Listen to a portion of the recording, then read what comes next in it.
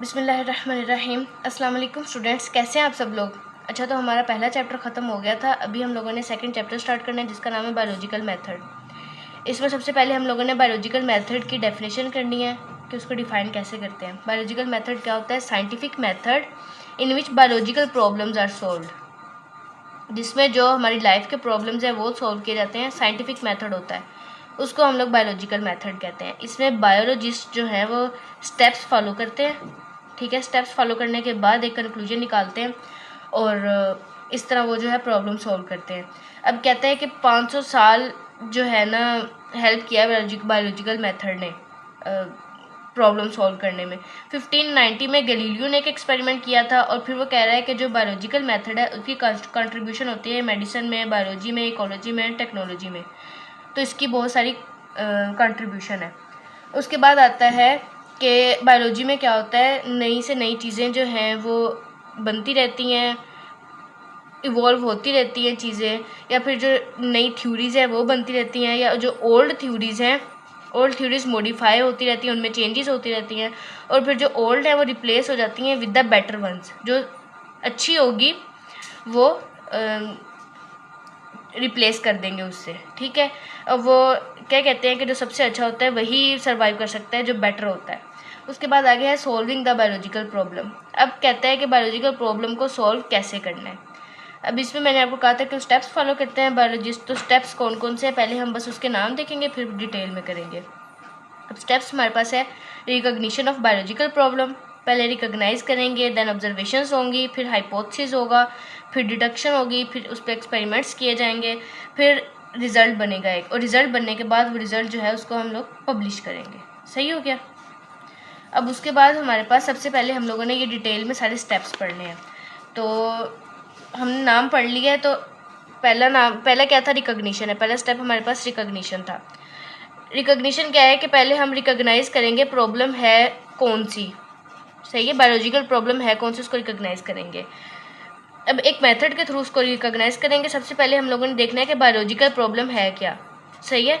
अब वो कहते हैं कि लिविंग ऑर्गेनिजम्स के रिलेटेड क्वेश्चंस होते हैं जो या कोई पूछ लेता है, आस्क बाय समवन, या जो बायोलॉजिस्ट है उसके अपने दिमाग में रहता है, तो उसके अपने दिमाग का फितूर होता है। ये सारे के सारे क्या कहलाएंगे? बायोलॉजिकल प्रॉब्लम कहलाएंगे। पहले उसको रिकॉग्नाइज करेंगे, जब रिकॉग्नाइज कर लिया तो आगे मज़ीद प्रोसीजर होगा। और इसमें हमने बताया कि बायोलॉजिकल प्रॉब्लम क्या है, क्वेश्चन है, लिविंग ऑर्गेनिजम्स के रिलेटेड ही है। वो या तो कोई पूछ रहा है या बायोलॉजिस्ट के अपने दिमाग का फितूर है। ठीक हो गया। अब उसके बाद दूसरा जो स्टेप है उसमें हम लोगों ने ऑब्जर्वेशन करनी है। ये एक इम्पोर्टेंट स्टेप है बायोलॉजिकल प्रॉब्लम सॉल्व करने में। तो क्या कहता है कि इसमें बायोलॉजिस्ट जो है प्रीवियस ऑब्जर्वेशन की होती हैं, जो प्रीवियस लोगों ने बना के रखे होते हैं वो देखते हैं, उनको ऑब्जर्व करते हैं या नए बनाते हैं। ठीक है। उसके बाद कहते हैं कि ऑब्जर्वेशन बनाई कैसी जाती है, कैसे बनती है ऑब्जर्वेशन। 5 सेंसेस होती हैं, ये हमें पता है कि हमारी 5 सेंसेस है। विजन, देखने की सलाहियत है, हेयरिंग है, स्मेल है, टेस्ट है, टच है। इन 5 सेंसेस के थ्रू ऑब्जर्वेशन बनती है। अब ऑब्जर्वेशन हमारे पास 2 टाइप की होती है, qualitative observation and quantitative observation. Qualitative name show कर रहा है कि इसमें क्वालिटी होगी, और क्वांटिटेटिव ये नेम शो कर रहा है कि ये क्वांटिटी होगी, मतलब नंबर होगा और ये मेजरेबल होता है। अब इसको अगर कंपेयर करें क्वालिटेटिव को और क्वांटिटेटिव को, तो इसमें मोर एक्यूरेट जो है वो कौन सा है? वो क्वांटिटेटिव है। क्यों एक्यूरेट है? क्योंकि ये मेजरेबल है, इसमें इन वेरिएबल्स होते हैं, इसमें नंबर्स होते हैं। ठीक हो गया। अब हम लोगों ने इसकी एग्जाम्पल करनी है कि इसकी एग्जाम्पल कौन कौन सी हैं ऑब्जर्वेशंस की। क्वालिटेटिव की एग्जाम्पल कौन सी हैं और क्वांटिटेटिव की एग्जाम्पल कौन सी हैं। क्वालिटेटिव की है, क्वालिटी बतानी है ना, तो एक क्वालिटी क्या है कि जो फ्रीजिंग पॉइंट है वाटर का वो कोल्डर होता है देन मेल्टिंग पॉइंट। सही है, ये क्वालिटी हो गई ना वाटर की कि उसका जो फ्रीजिंग पॉइंट है वो कोल्डर होता है देन मेल्टिंग पॉइंट। फिर वो कह रहा है कि 1 लीटर वाटर जो है वो हैवियर होता है देन 1 लीटर ऑफ एथेनॉल। ये भी एक क्वालिटी है कि उसका वेट ज़्यादा होता है। सही है। अब जो क्वांटिटेटिव है उसमें एग्जाम्पल कैसे होंगी, उसमें हम बता देंगे कि फ्रीजिंग पॉइंट क्या है, उसका नंबर बता देंगे। ठीक हो गया। और इधर वेट बता देंगे। अब जैसे है वाटर का फ्रीजिंग पॉइंट 0 है एंड इसका बॉइलिंग पॉइंट 100 डिग्री सेल्सियस है। उसके बाद कहता है कि इसका वेट क्या है। लीटर ऑफ वाटर जो है वो 100 ग्राम होता है और लीटर ऑफ एथेनॉल जो है 789 ग्राम होता है। ये इसकी एग्जाम्पल हो गई। दो एग्जाम्पल्स दी हुई हैं बुक में इन्होंने, तो आपने ये कर लेनी है। उसके बाद कहता है कि जो ऑब्जर्वेशन है वो सिर्फ इंसान अपना काम नहीं करता, जो बायोलॉजिस्ट हैं जो वो सिर्फ अपना काम नहीं करते बल्कि जो दूसरों का काम पहले किया होता है उसको भी रीड करते हैं, स्टडी करते हैं, ऑब्जर्व करते हैं। सही है।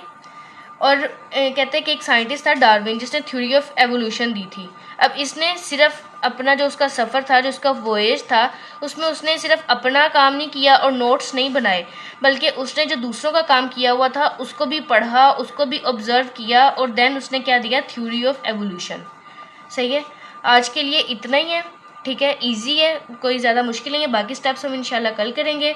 अगर आपको समझ आ गई है तो अच्छी बात है, अगर नहीं आई है तो आप कमेंट करके पूछ सकते हैं। बाकी कल तक के लिए अल्लाह हाफिज़। वीडियो को लाइक कर दें और चैनल को सब्सक्राइब कर दें। Thank you so much.